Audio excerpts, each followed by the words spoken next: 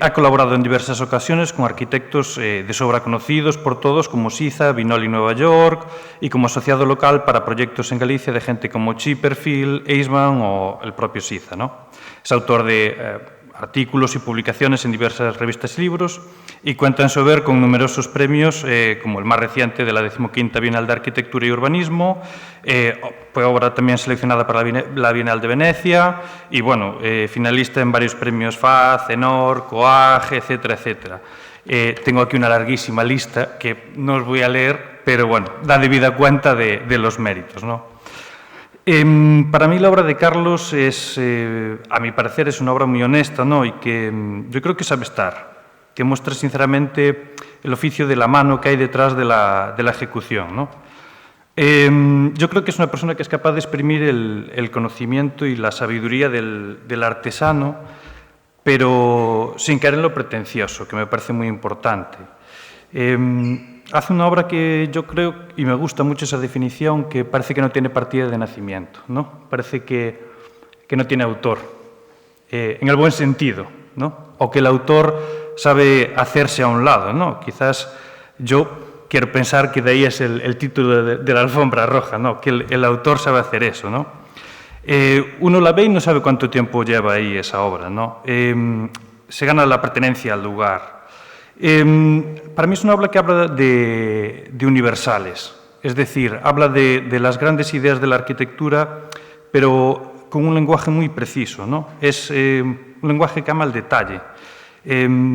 Ama el detalle constructivo, pero a la vez nos habla del lugar y se aparta para dejar hacer al sitio. Yo creo que esa es la mayor lección, para mí personalmente, que en diversas ocasiones, cuando me tuve que enfrentar al mismo proceso, es de las primeras personas que se me viene a la mente. Son tus obras, yo muchas veces, y lo interpreto así. Esta es una interpretación absolutamente personal, ¿no? Yo creo que ese detalle, el detalle constructivo, el reciclaje que hace muchas veces, reciclaje incluso material e inmaterial, ¿no? Esconde algo mucho más amplio detrás. Es decir, hay un largo bagaje que nos cuenta, pero de forma indirecta, y que creo que hay que aprender a leer, ¿no? Son como grandes tramoyas ocultas a un espacio que parece que inexistente, ¿no? Hay mucho más en la idea que en la propia ejecución.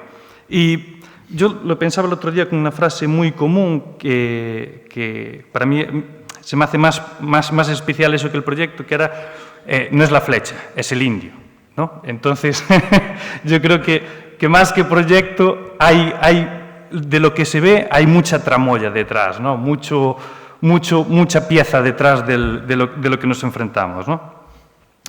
Y para acabar, yo creo, esto después me corregirá, me dirá que no es así y que estoy totalmente confundido, ¿no? Pero creo que hay una relación inmensamente proporcional entre la escala del proyecto y la escala del esfuerzo, ¿no? Del proceso que se esconde.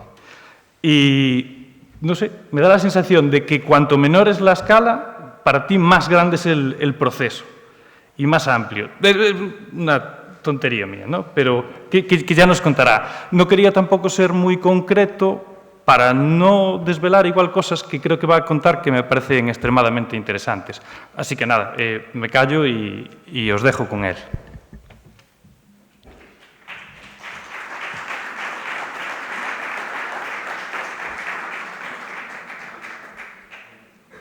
Bueno, primero gracias a todos por venir y gracias al colegio por la invitación y a Abraham por la presentación y a Ángel y por la paciencia, porque no es la primera vez que he escondido, he intentado no acudir. Esto de las conferencias es un poquito lío para mí, la verdad. No disfruto mucho de ellas y me dan trabajo, porque soy muy desordenado y buscar las cosas me lleva un tiempo.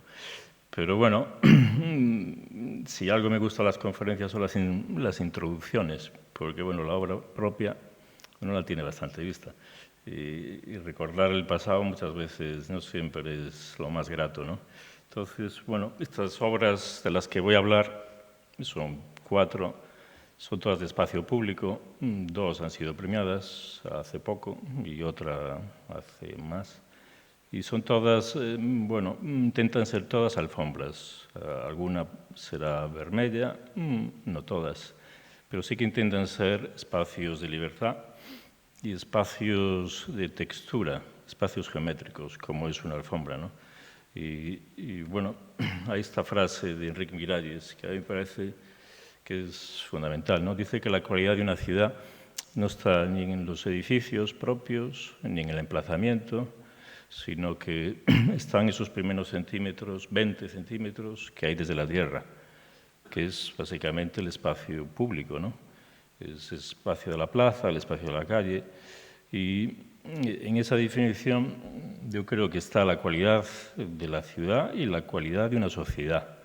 Yo creo, después pasaré imágenes de distintas ciudades y se ve el cuidado de los distintos espacios según la cualidad de las distintas ciudades, ¿no? Independientemente de su arquitectura, solo la cota de los 20 centímetros, ¿no? Estos son los dos proyectos que voy a mostrar que han sido premiados en la Bienal hace poco. Uno es por producto, que es el Camino de Santiago por el Tambre, ¿no? Producto porque son varios objetos que podían ser industrializados, pero en Galicia no lo creo, pero bueno, se han desarrollado con esa intención. Y el otro es el Banco de Piñeiro, que es un banco en un sitio muy peculiar, ¿no? Es un final. Y son proyectos todos de alfombras. Y en esto de la etimología, que es algo que también me gusta, pues la palabra alfombra, según como se escribe en castellano, alfombra, que viene del árabe, alhombra, o en inglés, que es carpet, o el gallego antiguo, el portugués y el italiano, que es más de tapiz, pues hacen referencia a distintos usos del tejido en la construcción del espacio, ¿no? En el mundo árabe es la cubierta, y ahí su origen etimológico. En el mundo inglés es el piso, y de hecho tiene un origen en francés de grosor, algo grueso, un tejido grueso. Lo que hoy conocemos como moqueta, ¿no? Es el carácter que le dan a la palabra los anglosajones y los franceses. Y en cambio, en el sur de Europa es más el cerramiento, el tapiz. El tapiz. En cualquier caso, todos son tejidos y son todos construcciones geométricas. Y es en la construcción de esta estructura geométrica lo que hace de algo frágil, como puede ser la yuta o plantas, ¿no? O el cáñamo, a algo que es flexible pero fuerte. Y esta lección de la geometría, ¿no? Que es muy básica, muy antigua, ¿no? Que es básicamente una trama geométrica de relaciones entre distintos, ¿no? Entre distintos. En el espacio público es relaciones entre edificios y relaciones entre lo privado y lo público, ¿no? Que son fundamentales, ¿no? Pero siempre en un espacio cero, en esos 20 centímetros. Y yo creo que esa es la cualidad del buen espacio público, o por lo menos del que a mí me interesa, ¿no? Que es el espacio sin objetos, ¿no? El espacio neutro, ¿no? Y bueno, en esta historia de cómo se hacen las alfombras, que es realmente apasionante, ¿no? Y compleja, es muy compleja, viene del Neolítico, ¿no? Y básicamente hay dos formas fundamentales, que es o horizontal o vertical, pero todas tienen en común que esta es donde la carga la hace el cuerpo, ¿no? Otras veces es con pesas, pero siempre hay un elemento en común, que las perpendiculares al cuerpo, o al hombre, o a la mujer, están en tensión. Y son las horizontales o las paralelas al cuerpo las que hacen el engranaje geométrico, ¿no? Y esta historia del engranaje geométrico es lo que le da la estructura a una alfombra y lo que yo creo que da orden a un espacio público. Y al que le interesa la geometría, como a mí, pues un espacio público que es básicamente un mundo de juntas, un mundo de 1000 juntas, más que ningún otro edificio, pues una oportunidad como pocas, ¿no? De resolver encuentros, de resolver situaciones geométricas complejas o atípicas, ¿no? Excepcionalmente hay las más elaboradas, por ejemplo, las que en la tradición musulmana o asiática es la alfombra del rezo, donde aparte de la malla geométrica hay el nudo, y el nudo se convierte en un elemento de color, un elemento de textura. Pero yo digo, es una tradición muy antigua, esta es la más antigua que se conoce, pues hace 2500 años, ¿no?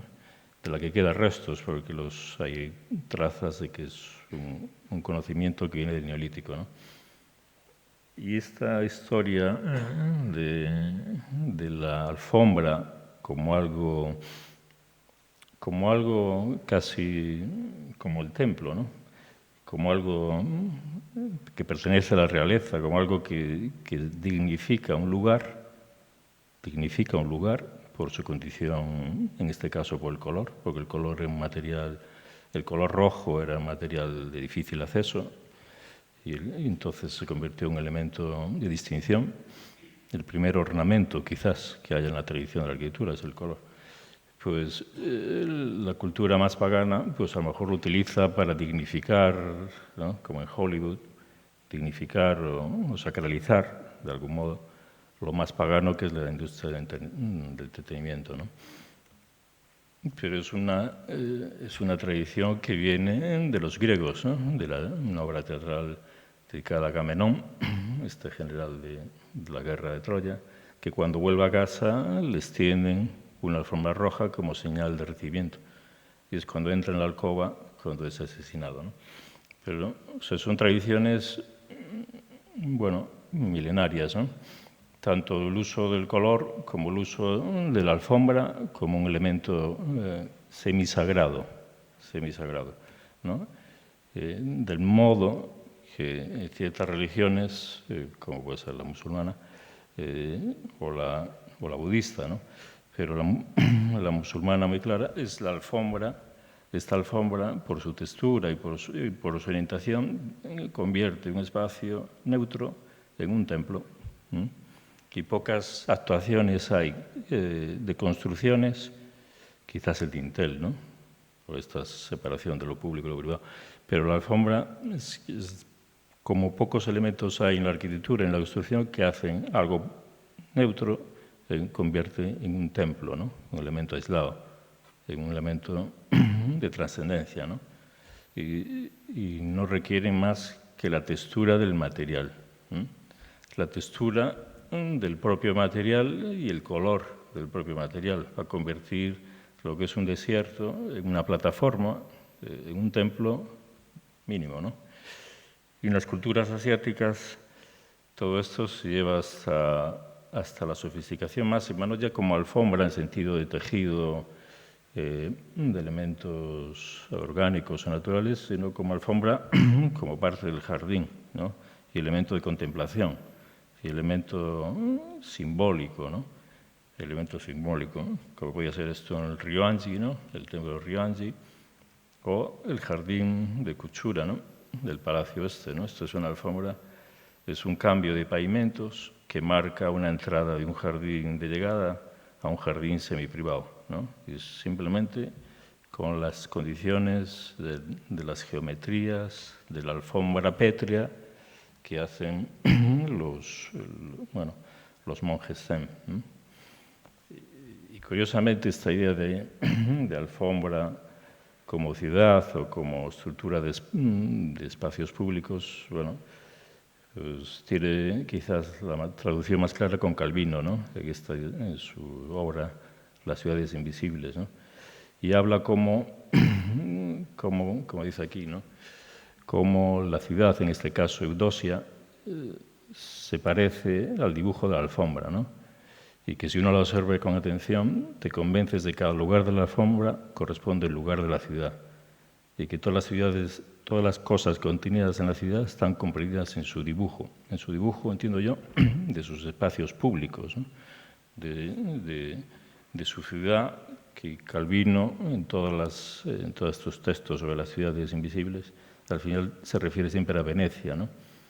Y habla de cómo esa relación misteriosa entre una alfombra y una ciudad, uno de los objetos era realmente una traducción divina y el otro es una traducción humana.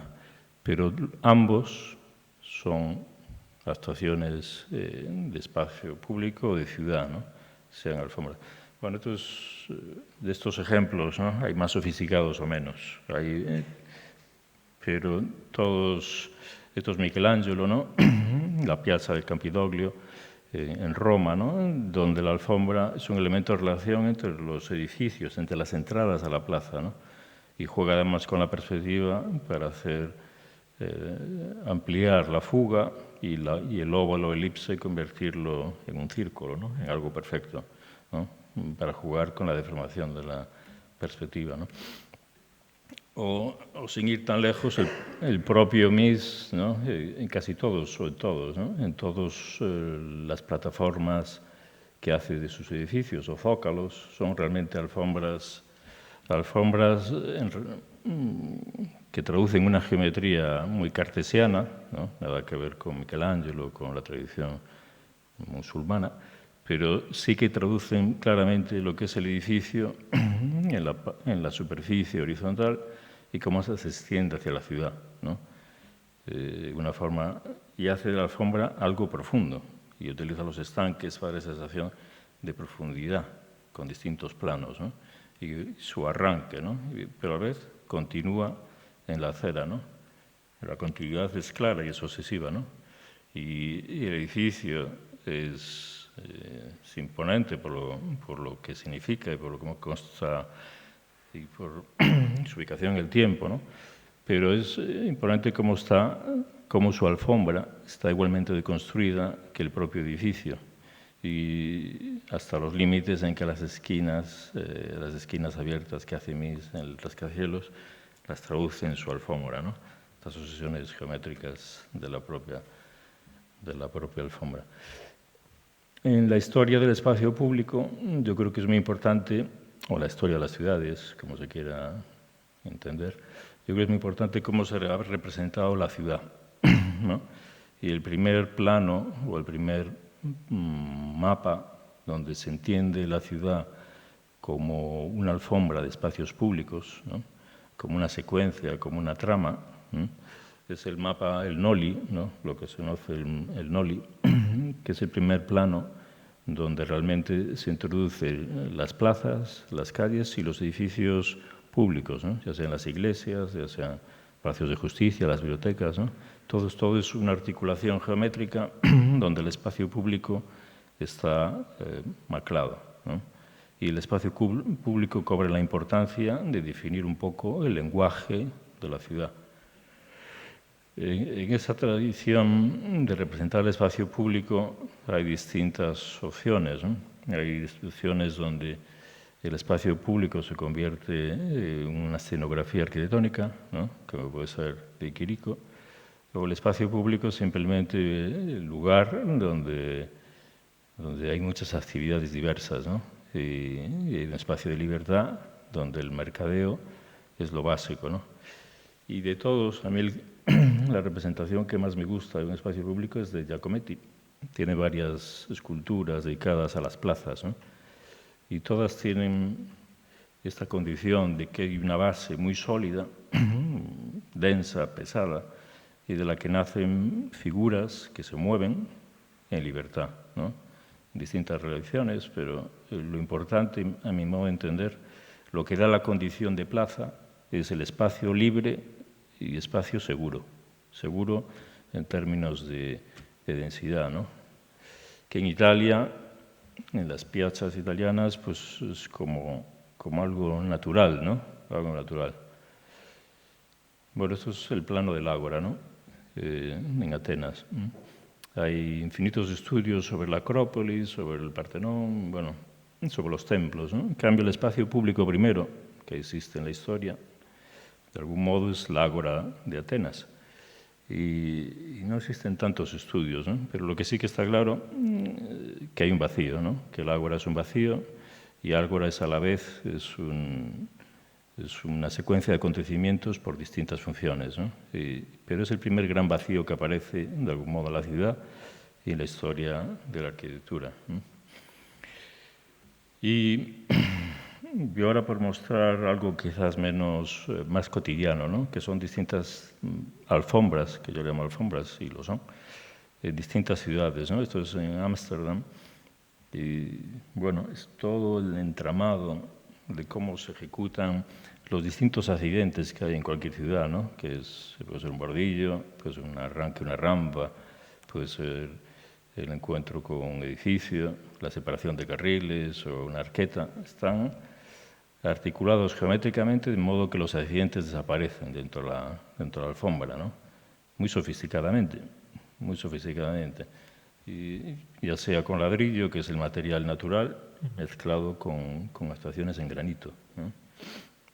De gran sofisticación, porque es geométricamente y de gran sofisticación, al mismo tiempo de gran carácter anónimo, porque la lógica de las geometrías es muy tectónica, ¿no? Viene dada por el material, ya sea el ladrillo o el granito, y son resueltas de una forma natural, porque están resueltas con el entendimiento de cómo se construye el material, ¿no? Pero ¿no? Absorbiendo todo, cualquier accidente, ¿no? Y al final, pues, evidentemente la arquitectura tiene un peso, ¿no? En la cualidad del espacio público, pero la alfombra lo tiene igual o más, yo creo, ¿no? Estos mismos espacios públicos asfaltados seguro que no tendrían el carácter que tiene, ¿no?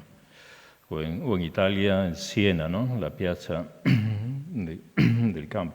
Bueno, la articulación otra vez entre fábricas de ladrillo y canales de piedra caliza, ¿no? Y al final toda la plaza es realmente una recogida de aguas, ¿no? Al fondo se recoge el agua de esta fuente y se recoge en un punto, bueno, aquí es cuando hacen la fiesta de la carrera medieval de caballos, ¿no? Pero todo el entramado de la plaza es realmente un plano en pendiente, unas recogidas en aguas y todo un espacio de libertad, ¿no? Donde no existe el objeto, o por lo menos no existen los bancos, no existen las papeleras, no existen las farolas, no existen... lo que existe es una alfombra muy compleja, ¿no? Muy compleja. O incluso en Nueva York, ¿no? Que es una ciudad como más industrializada, más moderna. Pues es curioso cómo la malla ortogonal, ¿no? De la calle y la avenida, que es muy patente en Nueva York, se traduce en la geometría de los pavimentos de hormigón y se traduce con bastante elaboración y con hasta un cuidado medio artesanal de lo que es la ejecución en hormigón, ¿no? Lo cual y hace de eso, de la ciudad, algo bueno, de más calidad que solo, como dice Miralles, que solo la ubicación o sus edificios, ¿no? Y ya como punto final a esta introducción, este experimento de un psicólogo, Harlow, en Estados Unidos, que era, pues, monos bebés, los sitúan ante dos aparentes madres artificiales, una con leche, pero es una madre de alambre, y otra es una madre de trapo, de textil, ¿no? Y los monos, los bebés, pasan mucho más tiempo con la madre textil, aunque no tiene leche. Y después hay un segundo experimento donde los separan, los monos con las madres de alambre y los monos con las madres de tela, y se descubre que hay desarrollos psicológicos distintos, desarrollos psicológicos. Que los que tienen una madre de alambre, aunque tienen más leche, pues son más tímidos, menos sociables, hasta tienen problemas de movilidad. Y los otros pues desarrollan todas las capacidades normales de un mono, ¿no?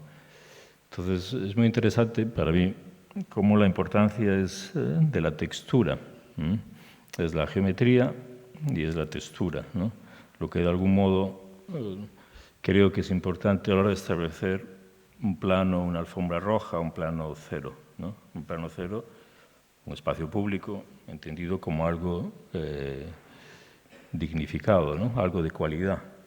Que yo creo que además en el futuro, es un tiempo donde las catedrales eran las construcciones que daban carácter a las ciudades, otro tiempo donde eran las estaciones, a lo mejor los aeropuertos.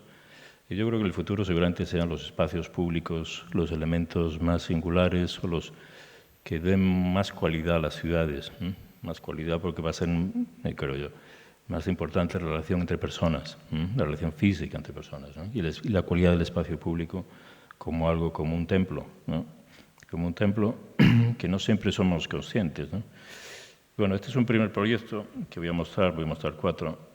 Es un encargo que es una exposición en la Ciudad de la Cultura, que es un edificio complejo para hacer una exposición de muebles, ¿no? De sillas, de 50 sillas, de 50 diseñadores escogidos, 50 arquitectos. Y bueno, aquí se ve lo que es el espacio público de la Ciudad de la Cultura, y este es pues, un taburete de Miriam Golubov y de Mario Soto, que es el mueble más alto que teníamos. O sea que este era un problema difícil de resolver, porque aquí la escala del espacio es, bueno, impresionante, ¿no? Para muebles de este tipo. Después la exagerada presencia de geometrías, ¿no? Que hacen que el fondo no exista, ¿no? Todo tiene protagonismo hasta el punto que no hay fondo. Y después el problema de iluminación, o sea, no existe iluminación directa, son unas líneas de iluminación, pero no existe el foco directo, con lo cual el objeto no tiene ni fondo ni tiene iluminación, y los objetos son pequeñitos. Entonces, el planteamiento fue hacer una alfombra, y la idea era hacer una alfombra cargada de textura. Si era un espacio muy blanco y muy geométrico, pues hacer un elemento, una alfombra, pues con carácter natural. Y la solución fue esta especie de tapiz hecho con prismas de pino, que la idea era que iban a ser donados por el fabricante, al final no lo fueron. Pero bueno, se hizo todo el proyecto pensando en este módulo 15x15. Bueno, primero el proyecto era 5x5, en realidad, que es este que está aquí. Pero resultaba muy caro, bueno, complejo de ejecutar, evidentemente. Y la solución final fue 15x15 a distancias de 15, ¿no? Entonces, todo esto construyó una gran alfombra. Y los puntos altos era donde realmente iría expuesto cada una de las sillas, que harían las sillas, ¿no? Todo dentro de una malla geométrica en las dos direcciones, marcado por el 15-15-15, el cubo, que llegaba hasta los 45, un punto más alto, que es el punto, la altura normal de una silla, ¿no? Entonces, con esto, al menos se construyó. Ya digo, es complejo, ¿no?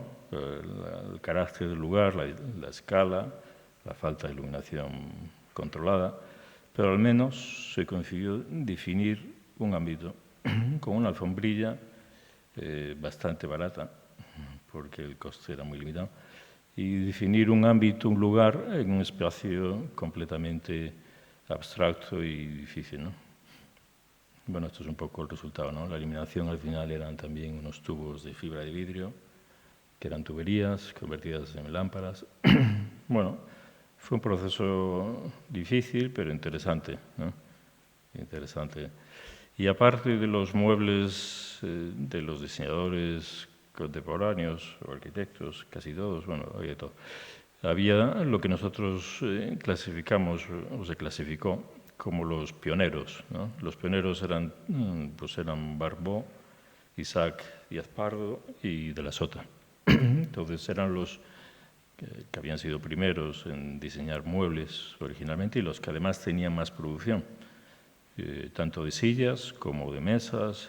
Entonces pensamos que había que hacer una alfombra distinta y se diseñó esta alfombra, esta malla bidireccional, donde los elementos horizontales y verticales se movían de acuerdo a la pieza a exponer. Esta es la silla antropomórfica de Isaac Díaz Pardo, ¿no? Entonces, esto se ajusta según la pieza que controla, ¿no? Según la pieza. Es una opción, pero de algún modo, y colocados también sobre una plataforma negra, ¿no? Otra vez intentando escapar de las geometrías presentes en los pavimentos de la Ciudad de la Cultura, ¿no?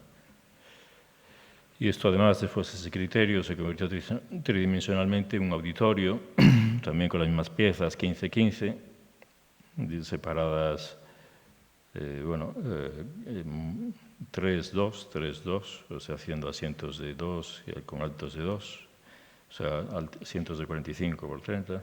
Y se hizo un auditorio que era un poco para explicar la exposición o para las reuniones, que era parte de la pedagogía de la propia exposición, ¿no? Aquí hay un vídeo que, bueno, siempre da otra dimensión a ver,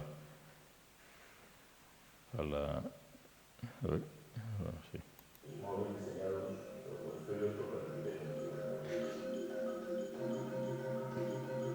Bueno, la exposición tenía también una parte dedicada al árbol, que son estos cuadros y unos troncos que había en el siguiente piso, no en el piso de los muebles, ¿no?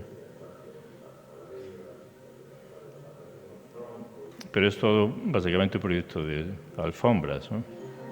De madera, y estos son los troncos de 2000 años que tenía. Y estos eran fotos bidimensionales de los bosques de Galicia, tridimensionales, perdón. Es curioso cómo todo el mundo en el vídeo toca la madera. Todo el mundo toca la madera. El otro... No, esto ya está. Yo creo que ya está. Bueno, y este es otro proyecto complicadillo. Esto era, bueno, marcar el Camino de Santiago a través de un polígono industrial, ¿no? Y era un proyecto, bueno, difícil porque el entorno no es precisamente el más, yo qué sé, el más teológico ni el más natural que uno pueda hacer el Camino de Santiago, ¿no? Y bueno, el camino viene por aquí a través de bosques, un ambiente rústico, y se mete de repente por un polígono, ¿no? Al lado de un cementerio, bueno. Entonces la situación era compleja porque es difícil de resolver, ¿no? Entonces, ¿qué hacer, no? Entonces, bueno, la propuesta es, el entorno es durete. Entonces, la propuesta es una apuesta, para empezar, de limitar el espacio público, porque en el estadio previo no hay ni aceras. Y los almacenes, las industrias ocupan el espacio público desde la carretera, todo, no hay acera, no hay espacio peatonal. Entonces la primera intervención es definir los cierres, de algún modo, ¿no? Acotar ese espacio y de algún modo, pues, bueno, incluso ablandarlo con plantaciones, con plantas, bueno, hacer la alfombra que de algún modo iba a ser en hormigón y después se convierte en aparcamiento. Y bueno, y diseñar todos los objetos que conlleva una estación, un parque industrial, ¿no? Desde las farolas, los pavimentos. Y fue un trabajo de diseño industrial, en gran medida. Entonces, bueno, con mayor o menor éxito, pero la idea era que el objeto, estas las arquetas, una pieza en la que yo estaba muy contento, y después al final se hizo algo parecido, pero no igual, pero bueno, arquetas rellenables, ¿no? La idea es un poco lo de esta arqueta, que las farolas y todos los objetos que hay en un camino desaparezcan. El protagonista es la alfombra y el camino tiene que tener presencia, pero por falta de contaminación, falta de papeleras, falta de todo esto que se pone, ¿no? Y que siempre es irritante. Hay un banco mínimo, curvo, que había que poner al lado del cementerio y bueno, esta era un poco la combinación, farola, arqueta, pavimento para aparcamiento y una defensa como una zona de aparcamiento para la farola, ¿no? Esto no se hizo al final, bueno, una pantalla para los contenedores de basura. Estos son los prototipos que se hicieron, sí que se hicieron pruebas bastantes, ¿no? Y al final se escogió esto como material, el hormigón visto, lavado, entre muchas que había, ¿no? Ya digo, yo no soy muy fan de los materiales en juntas, más que nada porque me gusta resolver las juntas, casi por interés. Y este es el proceso de construcción, la farola, que era sencilla, pero al final resultó, ahí se colaboró Serga, que es una fábrica de Pontevedra. Era sencilla de diseño, porque es muy fina, muy sencilla, pero compleja por hacer la pieza de madera que recubría la cota del peregrino, ¿no? Y bueno, esta era la otra farola, la farola de la calle, la farola del parque, que tenía el ámbito de madera. Sencillas, pero difíciles. Las arquetiñas, las parras, las señales, bueno, un montón de objetos más o menos sofisticados, pero todos con la intención de que de alguna medida pues pasen desapercibidos, ¿no? Y de alguna medida no existan más objetos que la alfombra, ¿no?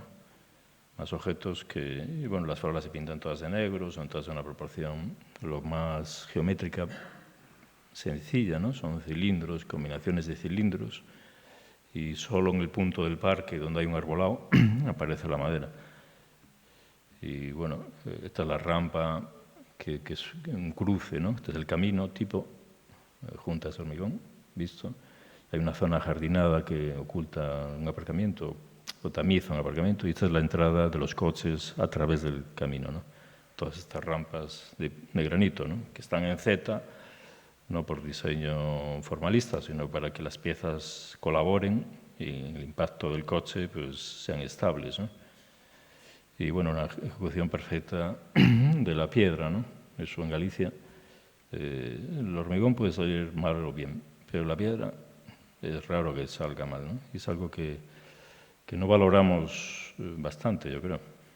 La farola peatonal, la farola de parque. Bueno, y esta es un poco la imagen, ¿no? Que al final uno, a la distancia, lo que ve es una serie de farolas negras, delgadas, sencillas, y marcan al peregrino un poco a través de un parque industrial el tránsito, ¿no? Y este es el otro proyecto que no fue premiado, aunque yo le tengo bastante cariño. Y está basado un poco en la idea de plataformas que también hablaba Hudson, ¿no? Como esta idea de que la actuación más básica que puede hacer un arquitecto es una plataforma. Y él dice, porque se llega a sentirse el peso, la firmeza de una roca, ¿no? Yo creo que es trabajar con el horizonte, no solo la densidad de la roca cortada, ¿no?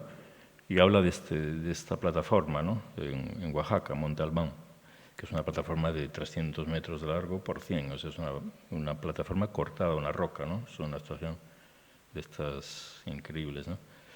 Y habla también de que como la arquitectura en realidad es un juego de plataformas y cubiertas, ¿no? Basado en este boceto que hace él de las pagodas de los templos chinos, ¿no? Que se podría hacer lo mismo de un templo japonés, ¿no? Esto no sé por qué está aquí, pero bueno, esto es de las alfombras que Adolf Loos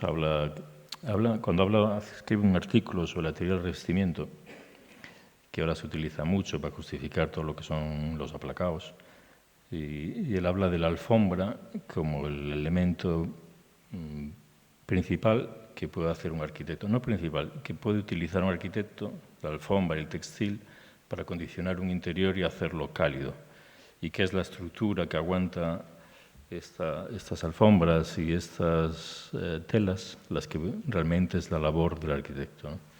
No sé si tanto, pero bueno, sí que tiene esta condición también la alfombra, ¿no? De textura y de calidez, ¿no? De calidez. Y bueno, no creo que haya que explicar por qué en Galicia, ¿no? Porque está bien usar granito, ¿no? Porque si uno coge el mapa europeo geológico, pues hay Escocia, hay Finlandia y hay Suecia, y después está Galicia, norte de Portugal. Bueno, también Bretaña hay granito abundante, ¿no? Entonces, la condición del granito es una condición ecológica casi, ¿no? Porque está accesible, ¿no? En la mayoría de estos proyectos hay una cantera a menos de 10 kilómetros, ¿no? Y todavía es accesible, es reciclable, y en Galicia todavía es barata, ¿no? Y todavía hay mano de obra capaz de ejecutarla con calidad, ¿no?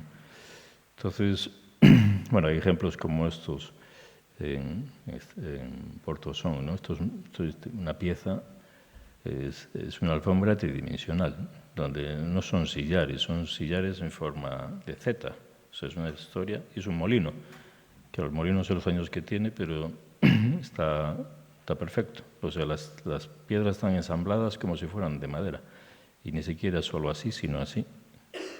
Y después tiene unos canalones que también recoge el agua, ¿no?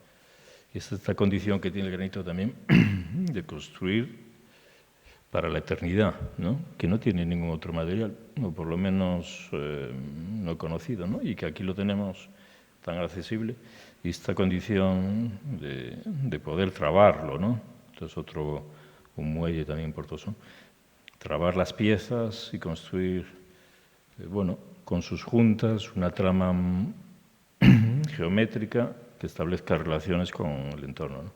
Este es este proyecto en Estaca de Bares, que es un proyecto complicado. Bueno, el proyecto inicialmente era más ambicioso, eran unas sendas. En Tour Galicia, que es el que lo promueve, quería hacer varios puntos de interés turístico, además de las catedrales, ¿no?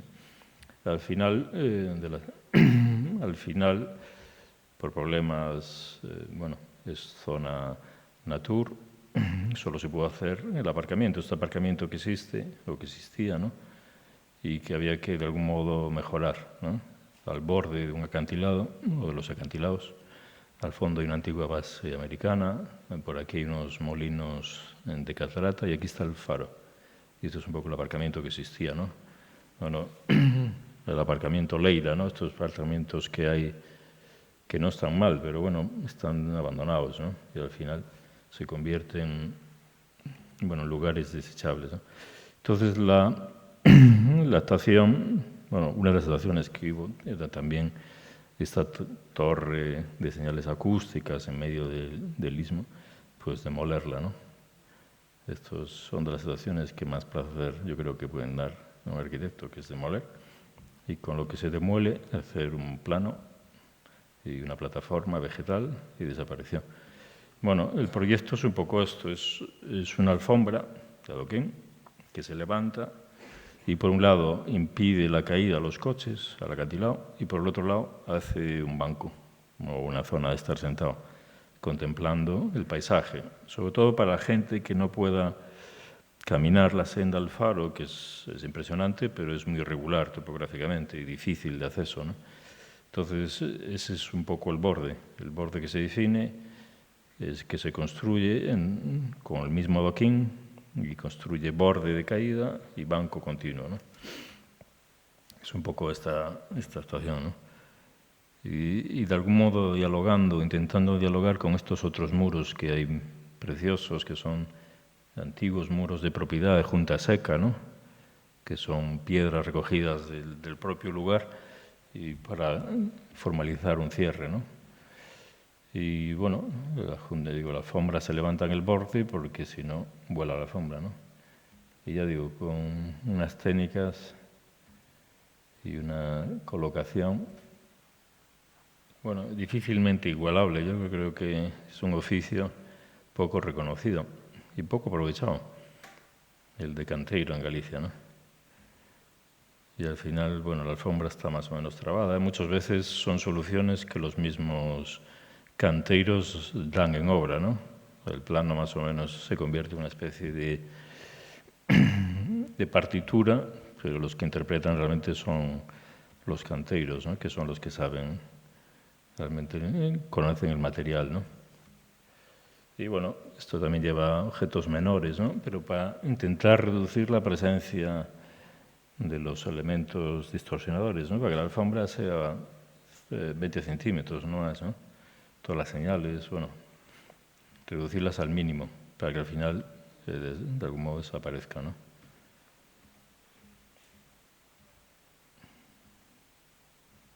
Esto también tiene un vídeo que yo creo que es más claro.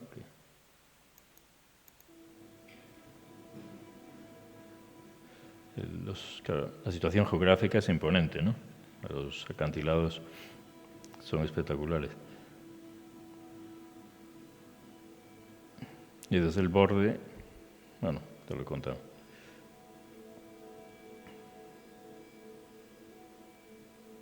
Estos son los muros de Junta Seca que hace el borde de la finca a los 3 lados. Al cuarto está el acantilado. Y en el medio, eso que hay es el resto de una zapata de antiguo aerogenerador, porque fue en su tiempo un parque eólico, el primer parque eólico de Galicia. Claro, es una zona abatida por el viento, ¿no? Muy abatida. Ahí está la zapata.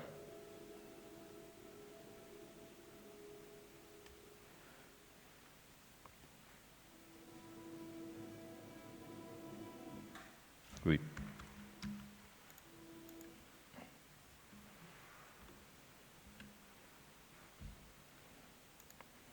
Y ese ya es acabando. Uy. Acá. Estos, bueno, son 2 proyectos que en realidad están en el mismo sitio, ¿no? El primero es el banco el primero es a Pedra da Rá, que era este mirador que había encima de una piedra, bueno, carácter granítico, y había este mirador construido, no sé si en los años 70, 80, bueno, que era agresivo con la roca, ¿no? Además no poder, además de inútil, ¿no? Porque puedes subir en ese punto 5 metros y el horizonte no cambia, ¿no? Pues lo mismo, ¿no? Pero bueno, a la gente le subía. subía, y de hecho durante la obra, cuando nos cargamos este mirador, había gente que nos llamaba la atención de por qué lo habíamos destruido, ¿no? Y bueno, es las costumbres, ¿no? Y el proyecto es un poco esto, ¿no? Esta es la roca prominente, y toda una alfombra alrededor de esa roca, ¿no? Entonces el proyecto se convierte en una alfombra, pero al mismo tiempo un marco, ¿no? Y el lugar es muy prominente y tiene vistas muy distintas y caminos muy distintos, ¿no? Entonces tiene como puntos donde nacen caminos y puntos donde se ven cosas distintas, ¿no? Entonces por eso la alfombra tiene como asientos o lugares de estar diferenciados, ¿no? Según qué punto. Y bueno, esta es la roca, la plataforma de llegada con el aparcamiento y el borde mirador, que antes estaba sobre la piedra y ahora está debajo de la piedra, ¿no? Y esto es un poco la planta, ¿no? Con toda la serie de pavimentos más o menos articulados según la densidad. Este es el mirador y el momento glorioso, el derribo. Y bueno, es otra vez otra alfombra de adoquín, y con la singularidad de este mirador peto, que tiene dos planos, porque en invierno es muy abatido. Entonces cuando estás sentado aquí estás protegido y si quieres mirar te pones de pie, ¿no? Y bueno, con piezas pesadas, grandes, que realmente pues, dos canteiros y un tractorista logran colocar piezas de casi 1 tonelada, ¿no? Y con la ayuda de una maza y unas cuñas, ¿no? Es un trabajo impresionante. Lo malo de verlo es que cuando uno ve algo que no está bien, no se atreve a decir cambiarlo, porque da coraje. O sea, esto es increíble. Y ahí están moviendo una piedra con unas cintas, una piedra que pesa más de 200 kilos, unas cintas y a colocarla clavada, ¿no? O sea, hay que tener mérito, ¿no? De hecho, estas juntas, el proyecto no estaban así del todo, pero claro, a lo mejor yo creo que están mejor así. O por lo menos yo creo que introducir estos accidentes o estos errores que no sé si eran de proyecto o de ejecución son parte de la condición humana del proyecto, ¿no? Asumirlos como las vajillas japonesas que pintan después con oro, ¿no? Y este es un poco el peto, bueno, con geometría compleja, con ejecución compleja, pero con esta condición de granito, que el granito de Barbanza, ¿no? Que es de la misma, o de una roca similar a esta, y de una dureza y de una estabilidad única, ¿no? Estas juntas sí que son... Y bueno, esta relación geométrica entre las piezas, ¿no? Esta alfombra, que es en 2 dimensiones, pero en 3. Y bueno, son percepciones que no son formales, pero yo creo que dan orden. Igual orden que tiene una alfombra, ¿no? En su tejido.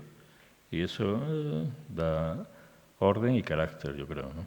Y los puntos distintos de descanso, ¿no? Este es un banco que mira hacia las dunas de Currubedo, pero que está excavado, o sea, está deprimido, no se levanta de la alfombra, está... y bueno, la ejecución bastante cuidada y bastante precisa de los canteiros. Y bueno, cuando se acabó este proyecto, surgió la necesidad de hacer un punto más accesible para el minusválido. El minusválido en silla de ruedas, o bueno, un ciego, o gente con cierta... Porque el lugar es impresionante, aquí es plano, pero para llegar aquí, bueno, hay que subir rocas, bajar rocas, es irregular, ¿no? Entonces, bueno, había al fondo este piñeiro, este pino, y surgió la idea de hacer un banco y un camino recto que llegara ahí y que diera al minusválido la opción de, sin obstáculos, poder tener las vistas, ¿no? Este es el pino y estas son las vistas a la derecha Currubedo, al fondo la playa. Y bueno, esta es la opción. Esto fue el proyecto original y esta es la segunda actuación, ¿no? Este es el mirador Pedro Arrá y este es el banco, el pino y el banco, ¿no? Esta es la segunda actuación en rojo. Cambios de pavimentos para hacerlos más lisos, ¿no? Porque el alquinado original era partido, entonces estas zonas rojas se pasan adoquín pero cerrado, más regular, y entonces la silla de ruedas podía desplazarse, por lo menos, no llegar aquí, porque aquí hay una roca, pero por lo menos llegar hasta esta zona, o continuar por aquí y bajar al Piñeiro, ¿no? Al Pino. Y este es el proyecto, básicamente es una barandilla para un minusválido, un ciego, poderse ayudar, y hay un punto final donde el ciego, el minusválido, puede agarrarse, ¿no? Y puede sentirse seguro en este espacio, esta condición del espacio público. Y esta es la barandilla en remate. Es el camino, el pino y la barandilla donde en principio alguien, un minusválido, un ciego, no puede ver, pero sí que se puede escuchar el mar, que es otra condición del paisaje, ¿no? Y en este sitio, que está a 2 kilómetros de la playa, se puede escuchar las olas como si uno estuviera en la playa, ¿no? Entonces la condición acústica del paisaje es singular, ¿no? Y bueno, los adoquines eran reciclados, algunos, y las piedras viejas, y la barandilla, simplemente para agarrarse y llegar o a aquella baranda o a este banco el que se pueda sentar, ¿no?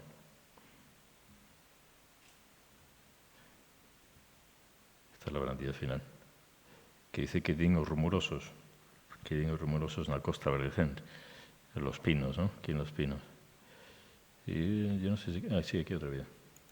Este es del Mirador a Petarra. El dron permite una visión de la alfombra que muchas veces a vista de suelo se siente, pero es difícil percibir. Bueno, otra condición del lugar, que subiendo cima arriba está un castro celta, el Castro de la Ciudad, que es un castro, bueno, también impresionante, con unas vistas de toda la ría, ¿no?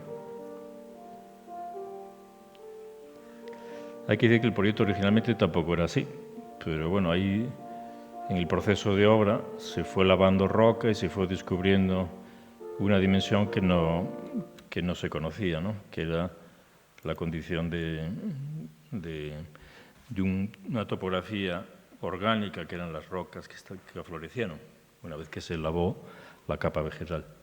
Y esto es un texto de Joan Miró, que a mí me gusta, porque es un librito pequeño, y él dice que él es un jardinero, ¿no? Que él trabaja como un jardinero, un viticultor, que las cosas vienen lentamente, ¿no? Y que las cosas tienen un sentido, un curso natural, que crecen, que maduran, y que él sabe que tiene que injertar, influenciar, que hay que regarlas como si fueran lechugas, y que en su cabeza está el proceso de madurar, ¿no? Entonces que él trabaja en muchas cosas, o trabajaba en muchas cosas a la vez, con muchas cosas abiertas, nada acabada, y de algún modo como que van madurando sus propias formas o sus propias ideas, ¿no? Y cómo trabajaba en la pintura, el grabado, la tipografía, la escultura, la cerámica. Bueno, yo creo que en este proceso, en esta idea de trabajar como un jardinero, es mucho de estos proyectos. Son proyectos, bueno, que tienen su proyecto definido, pero cuando uno va a la obra descubre que el canteiro sabe más que uno, entonces ve lo que hace, lo cambia un poco y aparecen accidentes que uno incorpora y muchas veces para mejorar el proyecto. En Pedarra y en el Banco de Piñeiro hubo que cambiar el proyecto bastante, ¿no? Bastante. Y son el resultado de lo que son, porque se admitió esos cambios y esta forma de, bueno, hay que salir y esperar a ver que crezca, ¿no? Y yo creo que en el espacio público es fundamental esa condición un poco de ver qué pasa, ¿no? Y medio anónima, ¿no? De que nada se levanta y que todo puede tener carácter sin tener que ser protagonista, sin tener que construir más objetos, ¿no? Estamos llenos de objetos. Que una alfombra, pues un templo, si está bien construida, ¿no? Si está bien trabada. Y yo creo que esa es la lección de la alfombra, que se puede hacer un templo con una alfombra. Y eso es la idea de todos los proyectos. Y nada más. Muchas gracias.